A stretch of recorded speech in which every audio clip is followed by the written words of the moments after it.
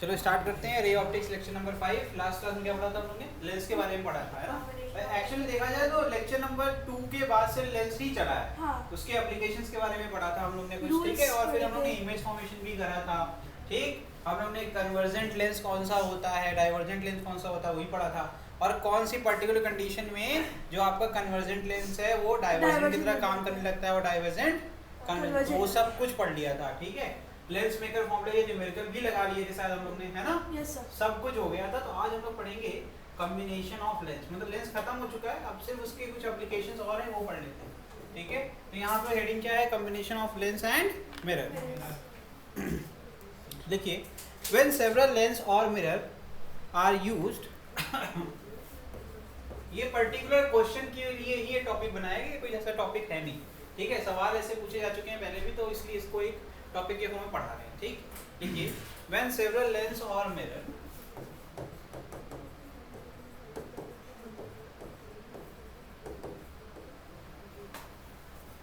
are used, the image formation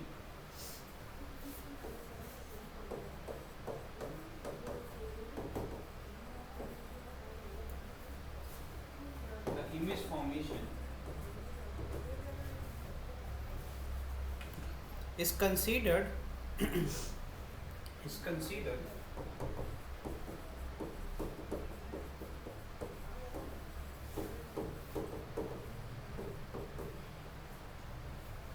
one after other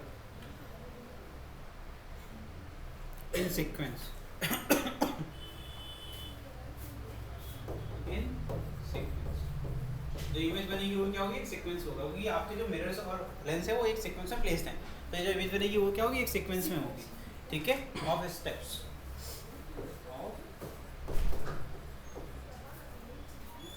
ठीक है। Yes sir. The image formed by the lens,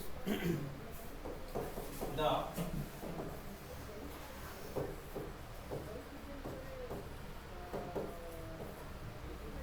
lens facing the object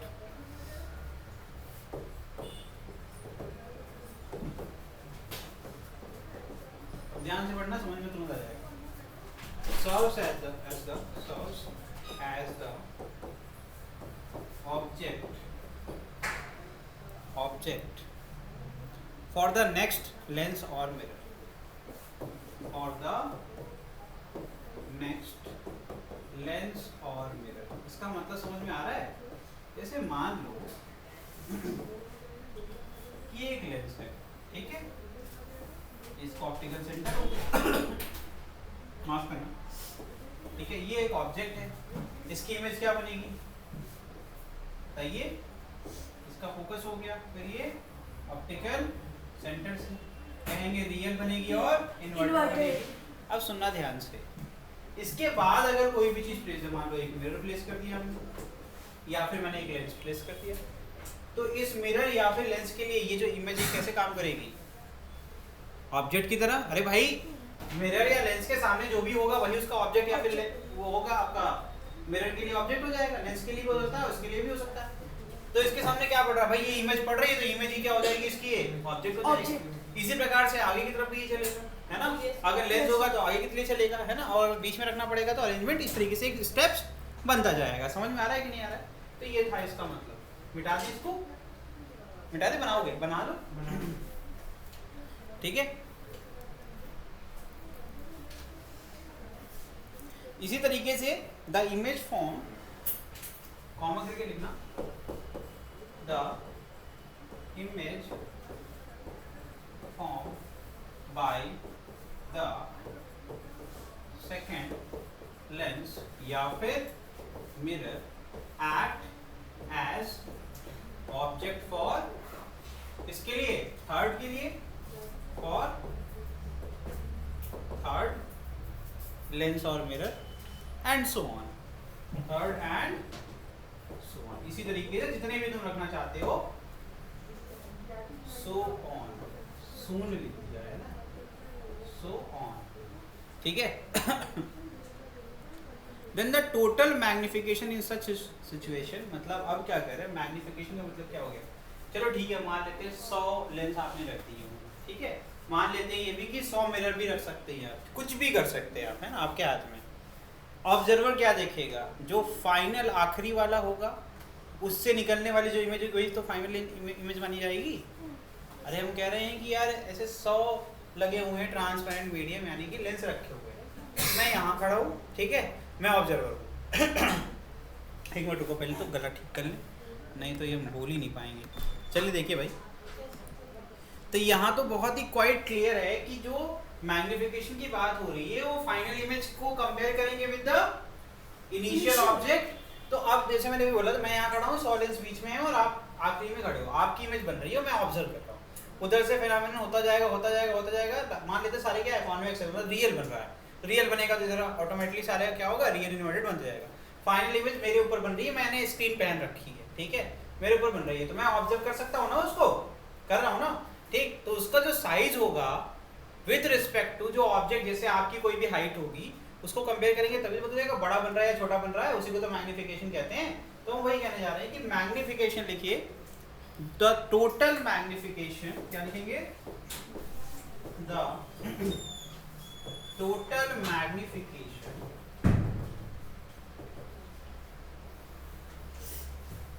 will be क्या हो जाएगा, equal to what, image upon object, ठीक है। और इसको निकालेंगे कैसे, निकालेंगे कैसे बेटा बताओ।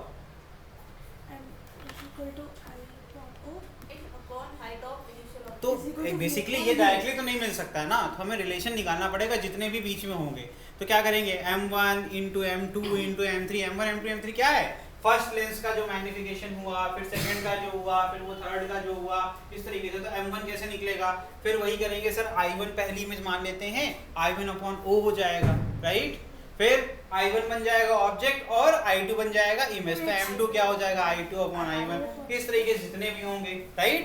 और लास्ट में क्या आएगा, i आएगा, है ना, यही तो आएगा।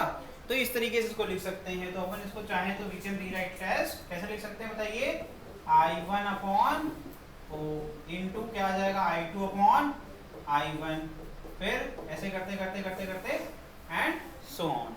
समझ में आ रहा है कि नहीं आ रहा है। एंड लास्ट में इसको और क्या लिख सकते हैं, तो m into m1 into m2 into m3 and so on. m is equal to लिखा था वो,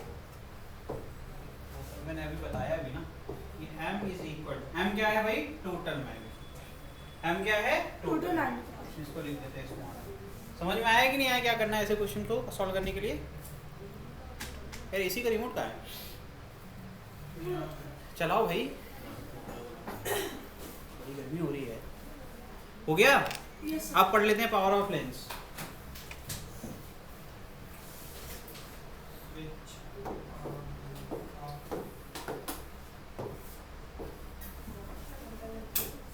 चलो बेटा जल्दी लिखो हेडिंग, पावर ऑफ लेंस। तो यार सर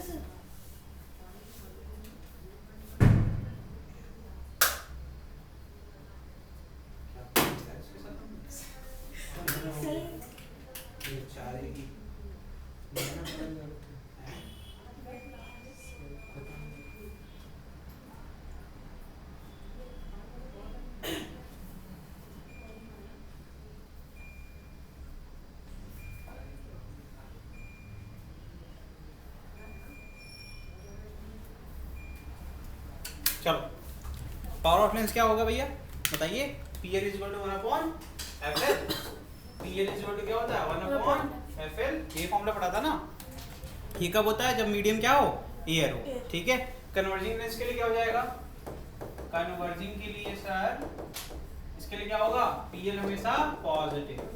डाइवर्जिंग के लिए क्या होगा, बिकॉज फोकल लेंथ क्या हो जाएगी, नेगेटिव, क्या हो जाएगा, PL हो जाएगा सर नेगेटिव। फटाफट लिखो, ठीक है।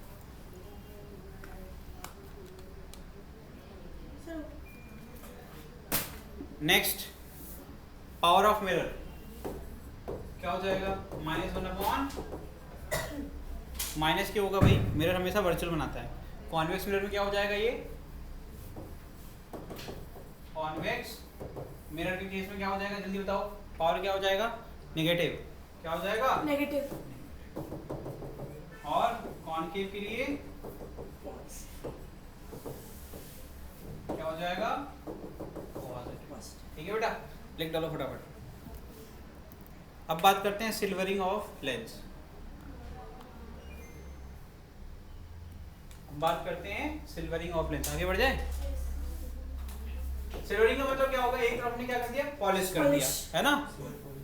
तो क्या होगा? उससे क्या फर्क पड़ेगा? एक सरफेस उसका मिरर की तरह काम करने लगेगा, करेगा या नहीं करेगा? Yes, sir. है ना? लिखिए। अच्छा पहले फिगर बनाओ, फिगर इसमें लिखवाएंगे कुछ नहीं, टाइम बचाएंगे, ठीक है?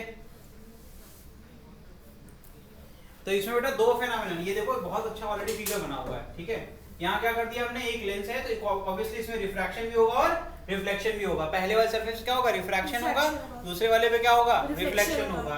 तो टोटल क्या कर दिया गया? पहले बताया गया जो इमेज बन रही है ड्यू टू रिफ्रैक्शन ऑफ जो आपके फर्स्ट लेयर पे हो रहा है। फिर जो ये इमेज बन रही है कैसे काम करेगी? एज ए ऑब्जेक्ट, जो कि क्या करेगा? इसमें रिफ्लेक्शन के लिए यहाँ पर जो है आपका डिजायर्ड रिजल्ट आपको प्रोड्यूस करेगा I2। समझ में आया कि नहीं आया? और अब क्योंकि रिफ्लेक्शन हो रहा है तो टकरा करके वापस बाहर आएगी कि नहीं आएगी? लाइट आएगी ना, तो जो बाहर आएगी वो इमेज बनाएगी। फाइनल इमेज क्या हो जाएगी आपकी? I3। ठीक है, तीन इमेजेस आपके यहाँ पर बनेंगे। तो पहले केस में लेयर 1 कैसे है? लेंस की तरह काम कर रहा है, तो क्या लगेगा वहां? पावर ऑफ लेंस PL, क्योंकि हमें क्या निकालना है? Focal length. जैसे मैं चाहूँ अगर मुझे क्या निकालना है? Focal length. क्या निकालना है? फोकल लेंथ निकालना है।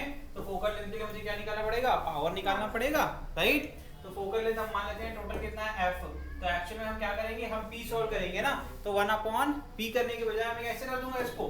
भाई P इज इक्वल टू पहला लेयर लेंस, दूसरा लेयर मिरर, तीसरा लेयर लेंस, है ना?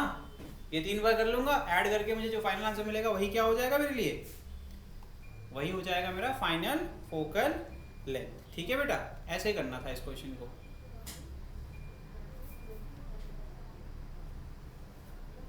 करके दिखाइए, जल्दी जल्दी लिख डालिए फटाफट, ठीक है? तो यहाँ क्या आ जाएगा? This will be equal to 1/f, और ये क्या हो जाएगा? 2PL plus PM।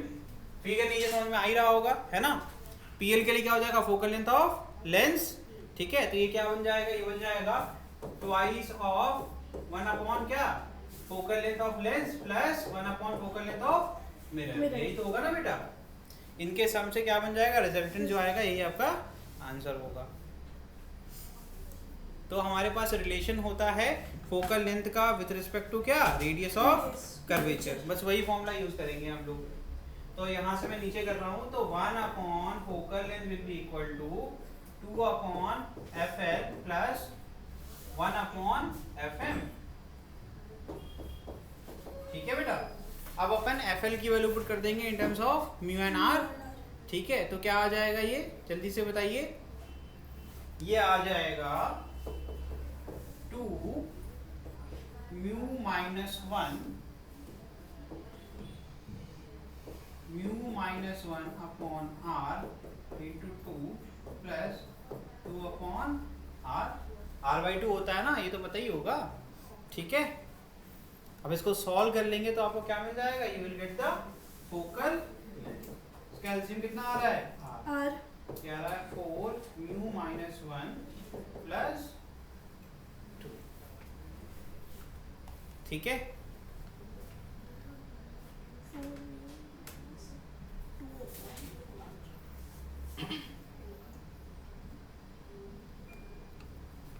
ठीक है, आंसर क्या आएगा? इसका उल्टा कर दीजिए। ठीक है, क्या आ जाएगा? यहां से इसको ब्रैकेट ओपन कर लेंगे, 4 mu minus 4 plus 2 that is 4 mu minus 2, है ना? तो इसका फोकल लेंथ कितना आया? तो focal length of silvering of lens का कितना आंसर आया बताइए? r/4 mu minus 2। This is your formula. यही आपका डिजायर्ड रिजल्ट है। ठीक है, नोट करें फटाफट। ठीक है, चलिए स्टार्ट कर रहे हैं आगे। Next, displacement method. क्या करने यूज करते हैं इसको? It is used to for determination of focal length. क्या करते हैं अपन? फोकल लेंथ निकालने के लिए ऑफ कॉन्वेक्स लेंस। किसका? कॉन्वेक्स लेंस की फोकल लेंथ हम लैबोरेटरी में by using the experimental verification कैसे करते हैं वो पढ़ने जा रहे हैं। तो उसमें क्या करते हैं अपन डिस्प्लेसमेंट मेथड यूज करते हैं। एक थिन कॉन्वेक्स लेंस लिया जाता है जिसकी फोकल लेंथ कितनी है f is placed between an object and a screen. एक ऑब्जेक्ट और स्क्रीन के बीच में रख दिया। इससे होगा क्या, ऑब्जेक्ट और स्क्रीन के बीच में हमें इमेज मिलेगी, स्क्रीन पे क्या मिलेगी, इमेज मिलेगी। कैसे हम इसको क्या करेंगे, डिस्प्लेस करेंगे दरअसल। ठीक है, देखिए आगे क्या कह रहे हैं। अब जो डिस्टेंस है वो कितना, ऑब्जेक्ट और स्क्रीन के बीच में कितना है, ऑलरेडी फिक्स्ड है, जो कि नोन है, दैट इज कैपिटल D। ठीक, अगर D की वैल्यू ग्रेटर देन होगी 4 टाइम्स ऑफ फोकल लेंथ, क्या कह रहे हैं, 4 times of the focal length से अगर ज्यादा होगी, there are two position of lens corresponding to which a sharp image of the object is formed on the screen। तो आपके पास दो ऐसी पोजीशन होगी जब आपको क्या मिलेगी, शार्प इमेज मिलेगी। हम लोग ये करने वाले हैं लेंस मेकर फॉर्मूला का यूज, और उसके बाद इसको प्रूफ करेंगे। ठीक है, समझ में आ रहा है? yes. चलो आगे बढ़ जाएं, देखो करते हैं, प्रूफ करते हैं बाय लेंस मेकर फॉर्मूला।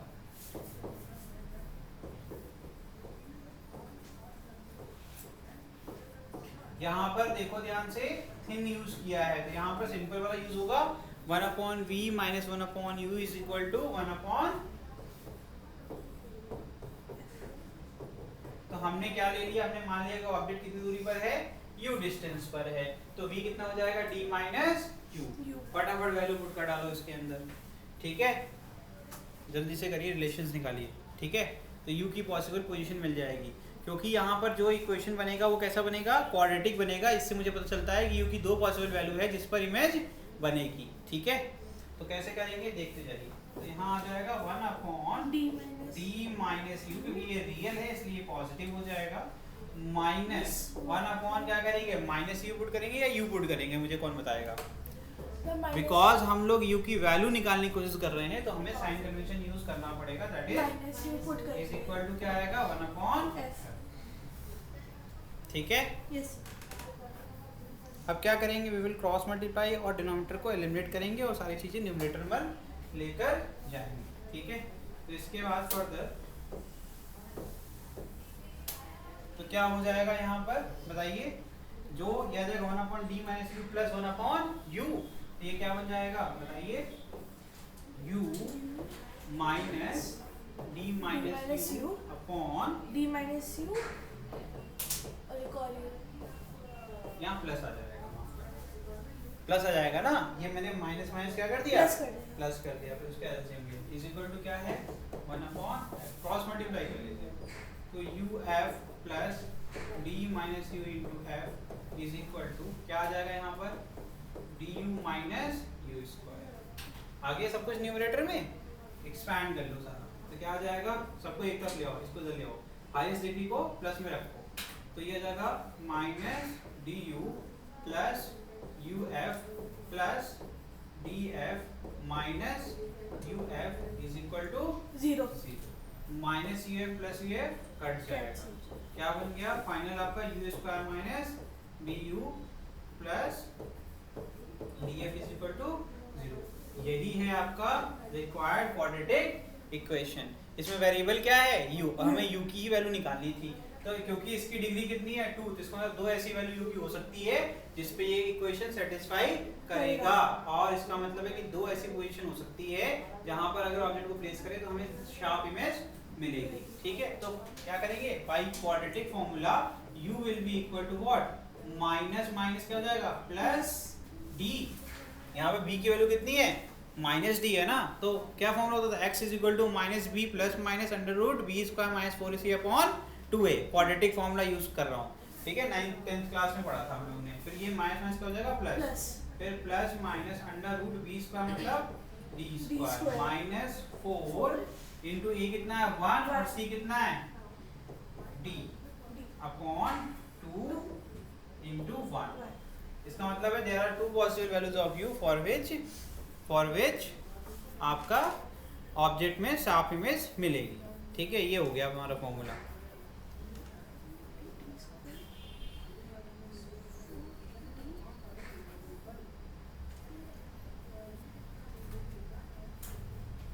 अरे यहाँ df होगा ना, 4df होगा ना, c तो ये पूरा होगा ना, अरे ये वाला पार्ट पूरा सी तो कांस्टेंट ही तो है, डी और एफ। ठीक है, अब ठीक है, परफेक्ट है। ठीक है, तो डी कॉमन ले लेंगे तो D into d minus 4f हो जाएगा, जरूरत नहीं है। ठीक है, अब इसमें 3 पॉसिबिलिटीज हैं। कितनी पॉसिबिलिटी है? 3 पॉसिबिलिटी।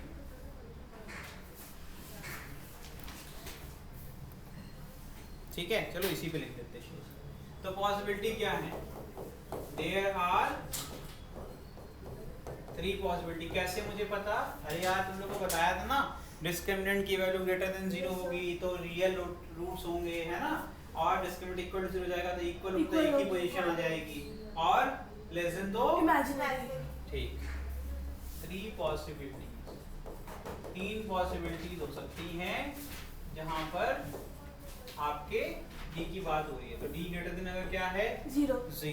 डी क्या होता है? D for discriminant. ठीक है, तो एक काम करते हैं, इसको ऐसे लिख देते हैं, इसको डिस्क्रिमिनेंट के फॉर्म में ना लिख करके ऐसे लिख देते हैं। ठीक है, पहला, अगर यहाँ पर डी कैपिटल डी, अब यहाँ डिस्क्रिमिनेंट नहीं लिखा हुआ, इसकी वैल्यू क्या है? Less than 4f। अब देखो ध्यान से, अगर 4f से छोटा होगा, 4f से छोटा हो जाएगा तो ये क्या हो जाएगा? निगेटिव हो जाएगा। क्या हो जाएगा? निगेटिव हो जाएगा। ठीक है, तो u क्या हो जाएगा? इमेजिनरी। देन क्योंकि डिस्क्रिमिनेंट और कैपिटल डी कंफ्लिक्ट कर रहा था, इसलिए मैंने पूरा सिस्टम बदल दिया, लेकिन यूज वही कर रहे हैं। क्या हो जाएगा ये? u will be imaginary. ठीक है, u कैसा हो जाएगा? इमेजिनरी। तो इसका मतलब है कि इसको u को वर्चुअल ऑब्जेक्ट होना पड़ेगा, जो कि हो नहीं सकता है। ठीक है, hence physically no position of lens is possible. Hence physically no position of lens is possible. ठीक बेटा, नेक्स्ट। ठीक, अब क्या हो जाए? d की वैल्यू 4f के बराबर, मतलब कि ये कब होगा? जब अगर ये बराबर हो जाएगा, बॉस देखना, अगर ये बराबर हो गया तो ये वाला पार्ट क्या हो जाएगा? 0। तो ये क्या इक्वल वाली कंडीशन आ गई। ठीक है, d is equal to 4f, d is equal to अगर क्या हो गया? 4f हो गया, तो उस केस में क्या होगा? ठीक है,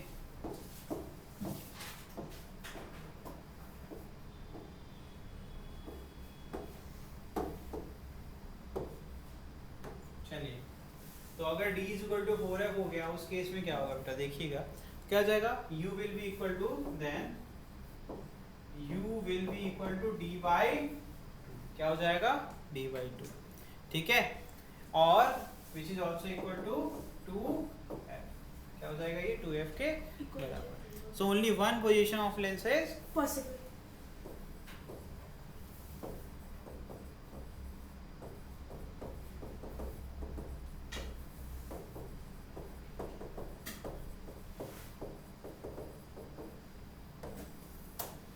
ठीक, समझ में आ रहा है? तो v की वैल्यू क्या हो जाएगी? v की वैल्यू क्या थी?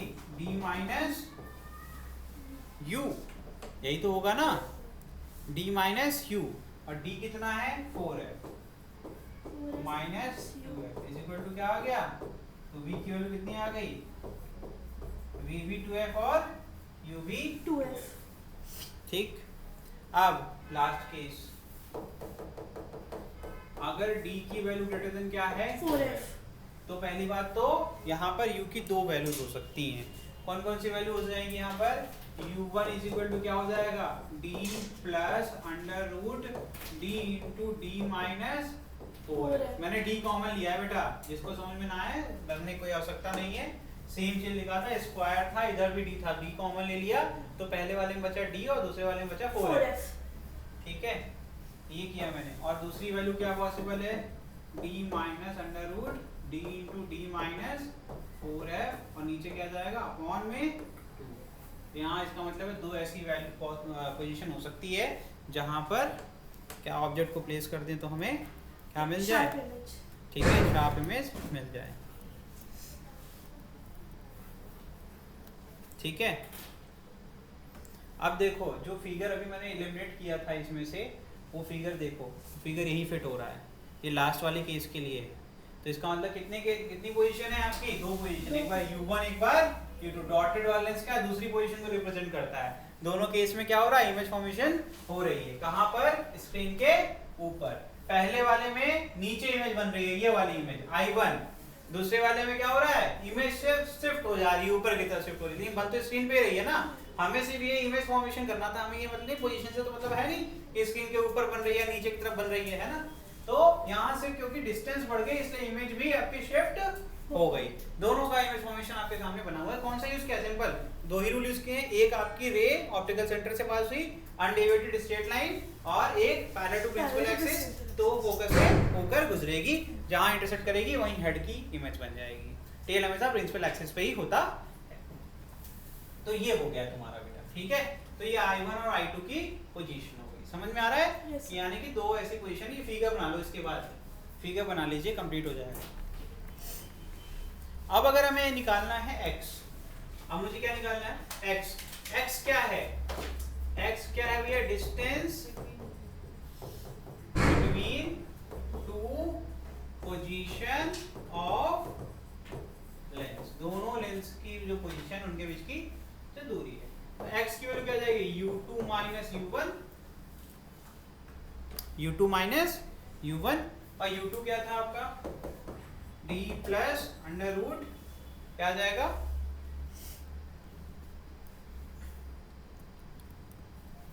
और मैंने u1 लिया है या u2 लिया है, एक मिनट रुक जाओ, नहीं यहाँ पर u1 माइनस u2 होगा। ऐसे देखो मैंने क्यों किया, ऐसे चेंज क्यों कर रहा हूँ, कुछ गलत नहीं है। देखो यहाँ पर इसको या तो u2 करो, बिकॉज ज़्यादा बड़ी वैल्यू में सब्ट्रैक्शन नहीं हो सकता है। यहाँ पर ये चेंज कर दो बस, ठीक है। बिकॉज प्रॉब्लम क्या हो जाएगी, सर यहाँ प्लस है तो ये वैल्यू हमेशा बड़ी रहेगी इससे, तो इसका मतलब है इसका जो भी डिवीजन 2 से होगा ये वैल्यू हमेशा छोटी होगी इससे, तो इसका मतलब है कम डिस्टेंस किसकी थी फिगर में, इसकी, तो इसको u1 करना पड़ेगा, ठीक है। अब ये ठीक है, ये जाएगा क्या जाएगा, d into d minus 4 upon 2 minus bracket के अंदर d minus under root d minus 4f, और बाहर क्या था एक d। यार इसको फिगर को हटा देते हैं, फिगर को थोड़ा इधर उधर कर देते हैं।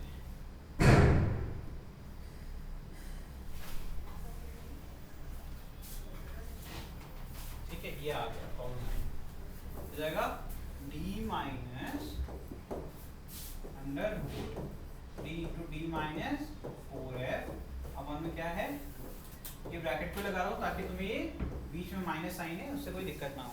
तो क्या करेंगे, ब्रैकेट ओपन कर लेंगे, एलसीएम क्या आएगा 2, तो d plus under root d into d minus 4f, फिर माइनस b, और फिर क्या हो जाएगा plus under root d into d minus 4f, क्या कैंसिल होगा, माइनस d और, ठीक है। तो x की वैल्यू कितनी आ गई बताओ, x की वैल्यू कितनी आ जाएगी, तो यही तो आएगा twice of under root d into d minus 4f upon 2, 2 cut जाएगा, ये क्या मिल गया यहाँ से, x की वैल्यू मिल गई, x is equal to under root d into d minus, ये है क्या एक्चुअल में, ये तो डिस्क्रिमिनेंट हो गया, क्या हो गया, डिस्क्रिमिनेंट का रूट हो गया, नहीं 20 का माइनस 4 इसी का रूट। समझ में आ रहा है कुछ कुछ कि नहीं। अब मैं इसकी वजह से क्या करूँगा पता है, मुझे फोकल लेंथ अगर निकालनी होगी तो मैं फोकल लेंथ भी निकाल लूँगा। अगर मुझे क्या है, दोनों पोजीशन के लोकेशन पता है, u1 u2 पता रहेगा, तो मुझे x पता है और x पता है तो मैं फोकल लेंथ निकाल सकता हूँ इससे, ठीक है। लास्ट में पढ़ेंगे हम लोग कि इमेज कहाँ कहाँ बनेगी और उसकी दूरी कितनी होगी।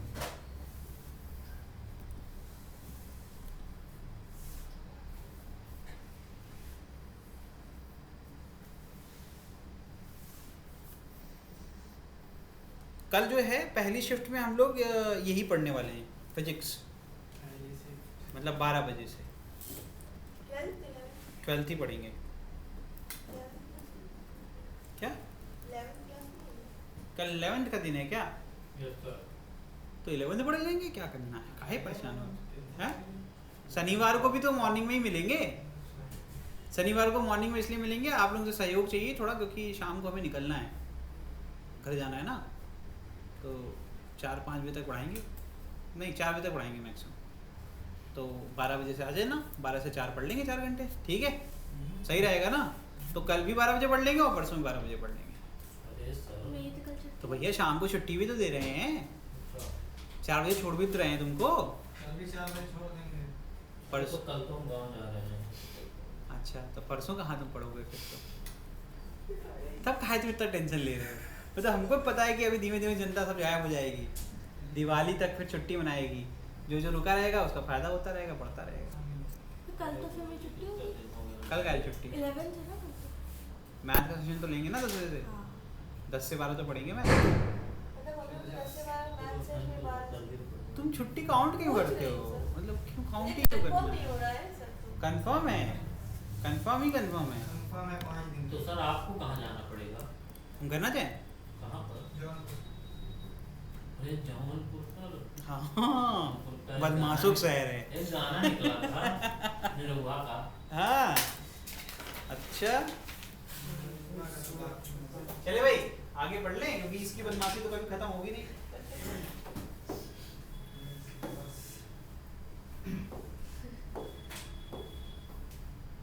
चलिए भाई, ये हो गया।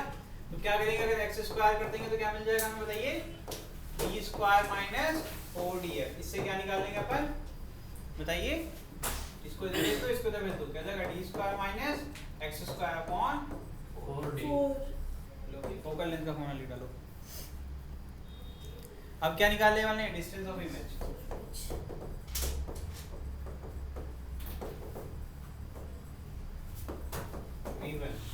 v1 फिगर से निकालेंगे यार हम लोग। v1 कैसे निकलेगा बताओ?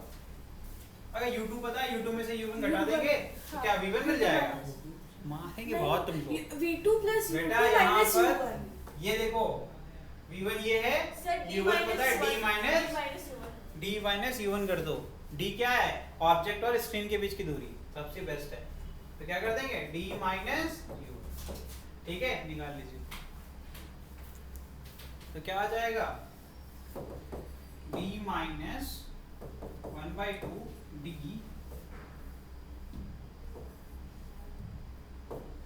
Minus under root d minus, यही तो होगा ना?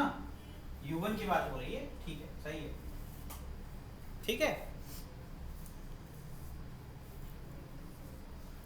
क्या हो गया? जैसे ब्रैकेट खोलोगे तो ये जाएगा d माइनस 1/2 d, ये जाएगा plus d into d minus, ये प्लस हो गया ना? अब देखो d माइनस 1/2 d कितना हो जाएगा? 1 प्लस 1/2 d, प्लस 1/2 तो ये जाएगा 1/2 d प्लस, अब यहाँ पर आपका इधर भी 2 है, ठीक है? एलसीएम स्प्लिट कर लिया मैंने, एलसीएम स्प्लिट किया है। इससे पहले तुम बोलो मुझे पता है, d into d minus 4f। यहाँ पे एलसीएम स्प्लिट नहीं हुआ, नीचे वाले में स्प्लिट कर दिया। एलसीएम लोगों क्या आ जाएगा? तो ये एक्चुअल में क्या रिप्रेजेंट कर रहा है? ये रिप्रेजेंट कर रहा है u1 को, u2 को, d into d minus 4f upon what 2। तो ये क्या होता है? तो एक्चुअल में v1 इज इक्वल टू क्या हो गया? और जब आप दूसरा निकालेंगे तो v2 निकालेंगे तो आपको क्या मिल जाएगा? u1, ठीक है? सिमिलरली जब आप करेंगे, करके दिखा भी रहे हैं, तो v2 इज इक्वल टू क्या हो जाएगा? d माइनस व्हाट, देखो फिगर देखो, v2 निकालना है, d ये पूरी है, माइनस u2 कर देंगे, यही तो बचेगा। ऑब्जेक्ट की लेंथ से दूरी u2, ठीक है भैया? ऑब्जेक्ट की इमेज से दूरी v2 और इमेज की ऑब्जेक्ट से दूरी कैपिटल D। तो D में से अगर तुमने u2 घटाया तो बचेगा क्या? v2 बचेगा ना? तो v2 निकालना है, तो वापस से d में से अपन u2 घटा रहे हैं, तो d माइनस ये क्या होता था? d प्लस अंडर रूट, यहाँ ब्रैकेट लगाओ, क्या हो जाएगा? d into d minus 4f, ठीक है, अपॉन 2। एलसीएम को स्प्लिट कर लो, ब्रैकेट को खोल दो, है ना? ये हो जाएगा under root d into d minus 4f upon में 2। इसको दोनों को सॉल्व करोगे बचेगा क्या? Plus d by 2 minus under root d into d minus 4f upon 2। LCM लोगों क्या आ जाएगा फिर से? 2। ये बन जाएगा d माइनस अंडर रूट, ठीक है? ये क्या है? यही तो है आपका u1। ये क्या है आपका u1, तो v2 इज इक्वल टू क्या आ गया u1, ये प्रूफ हो गया। तो ये सीखा हमने कि यहाँ पर एक्चुअल में इंटरचेंज हो जा रहा है, जो सेकेंड और लेंस की पोजीशन है वो एक्चुअल में इमेज की डिस्टेंस हो जाती है फर्स्ट के लिए, और जो आपके फर्स्ट ऑब्जेक्ट लेंस की पोजीशन है ऑब्जेक्ट से वही बन जाती है सेकेंड वाले पोजीशन ऑफ लेंस के लिए इमेज की डिस्टेंस फ्रॉम द लेंस, और कुछ नहीं होता है। ठीक है,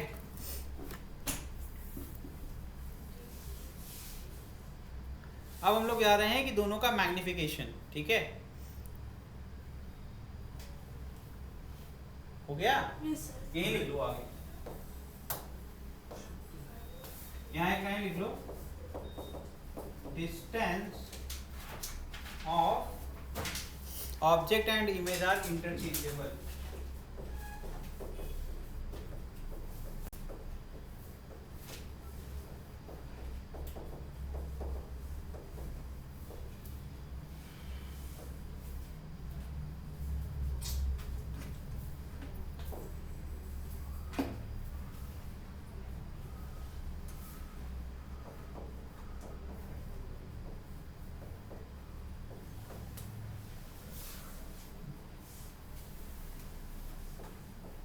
दिख रहा है कि नहीं दिख रहा है? नहीं भी दिखेगा कोई बात नहीं। ठीक है, कह रहे हैं कि जो डिस्टेंस ऑब्जेक्ट की और इमेज की उसको इंटरचेंज किया जा सकता है। ठीक है, for the two position of the lens. ठीक, आगे बढ़ जाए। चलिए नेक्स्ट देखिए, अगर हम बात करें x की, x इज इक्वल टू क्या है u2 माइनस u1, ये तो पहले भी बता चुका हूँ अभी। ठीक है, और d की वैल्यू क्या हो जाएगी, अगर हम कभी भी d निकालेंगे तो d के लिए दो पॉसिबिलिटी है, v1 प्लस u1 या फिर v2 प्लस You. है ना, है कि नहीं है ये? ठीक, और अगर हम लोग चाहें तो v1 को क्या लिख सकते हैं, u2 प्लस u1 लिख सकते हैं क्या? ये भी तो d को रिप्रेजेंट कर रहा है, किसको रिप्रेजेंट कर रहा है, d को।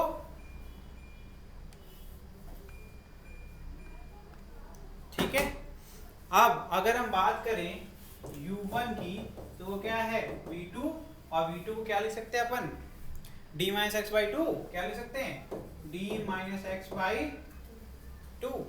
आज बस इतना ही पढ़ाएंगे, इसी को कंप्लीट करेंगे बस। ठीक है, and u2 is equal to क्या हो जाएगा v1, और v1 को फिर से क्या लिख सकते हैं अपन, बताइए, d plus x by two. तो जिसके पास फिगर होगा उसको समझ में आ रहा होगा, जिसका फिगर नहीं होगा वो देखिए ध्यान से, मैं दिखा रहा हूँ क्या लिखवाया मैंने, जरा बताओ मुझे। v1 को क्या लिख सकते हैं, v1 को क्या लिख सकते हैं भाई, ये v1 है। ठीक है, ठीक, ये v1 है, v1 को क्या लिख सकते हैं बताइए जरा, u2 लिख सकते हैं ना, v1 को लिख सकते हैं u2, u2 क्या होगा बताओ, V. बताओ ना, ये पूरा D d minus है। U2. ठीक, अब यहाँ पे क्या कह रहे हैं, हमने क्या लिखवाया आपको, d माइनस u2 क्या लिखवाया, d plus x by two, d plus x करो कितना आएगा, d प्लस एक्स। ठीक, तो d प्लस एक्स करेंगे तो हमें क्या, x क्या था u2 minus u1, actually d plus u2 minus u1 कर रहे हैं, यही तो कर रहे हैं, उसका हाफ करने के लिए कह रहे हैं, उसका हाफ करोगे तो क्या मिलेगा, d plus x by two का करोगे हाफ तो क्या मिलेगा, v2 मिलेगा कि नहीं, v1 मिलेगा कि नहीं मिलेगा, v1 मिलेगा ना। फिर से भी देख लो, फिर से ये v1 चाहिए तो v1 को चलो तुम लोग दूसरे तरीके से, v1 इज इक्वल टू क्या लिखोगे, x प्लस क्या लिखोगे तुम, x प्लस v2 लिखोगे, और v2 क्या है, u1। अब उसको d plus x by two से रिलेट करो, क्या आएगा, हो रहा है ऐसा, हो रहा है, सबको दिख रहा है, पेन चलाओ जरा सब लोग करके मुझे प्रूफ करो, नहीं कर पाओगे तो अपन करेंगे इतना। चलिए अब मैं कर दे रहा हूँ, देखिए भाई, जिसका अभी भी नहीं हुआ वो आप देख लीजिए, मेरे साथ कर लीजिए, कोई बात नहीं। ठीक है, बस यहीं रुकेगा टॉपिक आज, तो कोई जल्दी की बात नहीं है, हम लोग खत्म कर लेंगे आराम से, लेकिन इसको समझ के जाइएगा। इसके बाद जो नेक्स्ट है वो है आपका क्रोमेटिक एब्रेशन। ठीक है, और डिस्पर्सन ऑफ लाइट के बारे में पढ़ना है, तो वो हम लोग नेक्स्ट क्लास में पढ़ेंगे। ठीक है, अभी के लिए ये देखिए जरा ध्यान से, मैं आप लोग को कंफ्यूजन हो गया तो मैं बता रहा हूँ। जैसे मैंने कहा u1 is equal to v2 is equal to, मैंने लिख दिया d माइनस एक्स बाई में डायरेक्ट लिख दिया है ना, चीटिंग हो गई आपके साथ। हाँ ठीक है, ठीक है, तो यहाँ पर अगर मैं चाहूँ तो लिख सकता हूँ twice of u1 is equal to d minus x, proof करना है ना, अब जब ट्वाइस ऑफ u1 को प्रूफ कर दूंगा ये ऑटोमेटिक हो जाएगा, ठीक है। ट्वाइस ऑफ u1 कैसे होगा भैया, u1 ये है, ठीक है, और हमने ऑलरेडी प्रूफ कर दिया है कि v2 इज इक्वल टू क्या है बताओ, u1, ठीक है। तो मैंने कहा ये पूरी लेंथ कितनी है, यहां से यहां तक की ये लेंथ है d, यहां से यहां तक की लेंथ कितनी है x, d में से x घटाएंगे क्या बचेगा, ये बचेगा और ये बचेगा, ठीक है। तो d minus x is equal to, it is very clear that u1 plus v2 बचेगा। एंड यहां पर मुझे पहले से पता है v2 इज इक्वल टू क्या होता है u1, यानी कि d minus x is equal to क्या लिख सकता हूं मैं, d माइनस x लिख सकता हूं मैं u1 प्लस u1, जो कि हो जाएगा d minus x is equal to twice of u1। क्या मैंने प्रूफ कर दिया, क्या मैंने प्रूफ कर दिया, तो u1 इज इक्वल टू क्या हो जाएगा d माइनस x बाई 2, ठीक है। इसी प्रकार से d प्लस x भी कर सकते हैं हम लोग, ठीक है। तो चलिए आगे बढ़ते हैं। तो यहाँ से मैंने इसी तरीके से मैंने लिख दिया, यहाँ पर क्या है u1 is equal to d minus x by 2 और क्या है आपका u2 is equal to d plus x by 2। क्यों किया, मैग्निफिकेशन के लिए किया, क्यों किया था मैग्निफिकेशन। तो हम निकालते हैं मैग्निफिकेशन। तो m1 क्या है, पहली पोजीशन के रेस्पेक्ट में मैग्निफिकेशन निकाल रहे हैं लेंस के लिए। तो क्या आ जाएगा बताइए, क्या फॉर्मूला था, m is equal to v upon u, plus में होता था इसमें है ना, और मिरर में माइनस में होता था। तो यहाँ क्या आ जाएगा अपना v1 अपॉन u1 आ जाएगा। m2 क्या हो जाएगा सर, क्या हो जाएगा v2 अपॉन u2, यही तो करना है, सबकी वैल्यू उठा के पुट कर डालू, ठीक है। तो v1 अपॉन u1 क्या हो जाएगा, ये हो जाएगा आपका d plus x upon d minus x, ठीक है। अब ये डायरेक्टली कर दिया, फिर से पीछे देख लो भैया, क्या था v1 कहाँ है, ये है d plus x by 2, u1 कहाँ है ऊपर d माइनस x बाई 2। जब रेशियो में होगा 2 घट जाएगा तो बचेगा क्या, d plus x upon d minus x।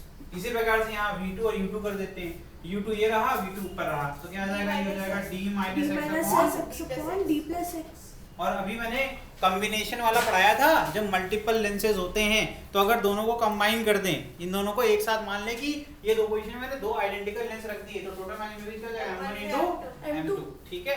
होगा कि नहीं होगा, टोटल मैग्नीफिकेशन क्या हो जाएगा बेटा, m is equal to m1 into, ठीक है। क्या आ जाएगा इसका आंसर, 1 आएगा, क्या आएगा 1, ठीक है। ये मतलब कि जितने साइज के ऑब्जेक्ट उतने साइज की इमेज। तो ऑब्जेक्ट का रिलेशन क्या होगा, O इज इक्वल टू हो जाएगा अंडर रूट I1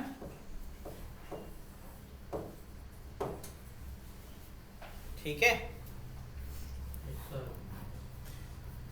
अगर किसी को नहीं आ रहा है उसके लिए सिर्फ पर्टिकुलर बच्चे के लिए बता रहा हूँ। देखो ये वाले केस को अगर किसी को ये प्रूफ करना सीखना है जैसे मैंने किया, तो m1 इज इक्वल टू क्या हो जाएगा, I1 अपॉन O, U तो वही रहेगा ना, मतलब ऑब्जेक्ट तो वही सेम रहेगा, और ये क्या हो जाएगा m2 के लिए I2 अपॉन O, है ना, मल्टीप्लाई कर दो I1 I2 upon O square is equal to क्या, m की वैल्यू कितनी आई थी 1, क्रॉस मल्टीप्लाई के लिए O square is equal to I1 I2, O is equal to under root I1 I2, ठीक है। ये था तुम्हारा, ठीक है, टॉपिक, और यहाँ पर आज की क्लास खत्म कर रहे हैं, ठीक है। तो आपने सीख लिया डिस्प्लेसमेंट मेथड, कैसे फोकल लेंथ निकालते हैं, और रिलेशंस आपको मैंने पढ़ाए हुए हैं, और क्या सिखाया magnification of combination of lens और मिरर, ठीक है। बहुत इंपॉर्टेंट टॉपिक है, वो डायरेक्टली यूज किया है मैंने अभी, तो ऐसे न्यूमेरिकल्स आपको बहुत मिलेंगे, ठीक है। तो ये हो गया आज की टॉपिक। कल अगली क्लास में क्या पढ़ेंगे, क्रोमैटिक एवरेशन पढ़ेंगे और चैप्टर को कंटिन्यू करेंगे, ठीक है। Thank you.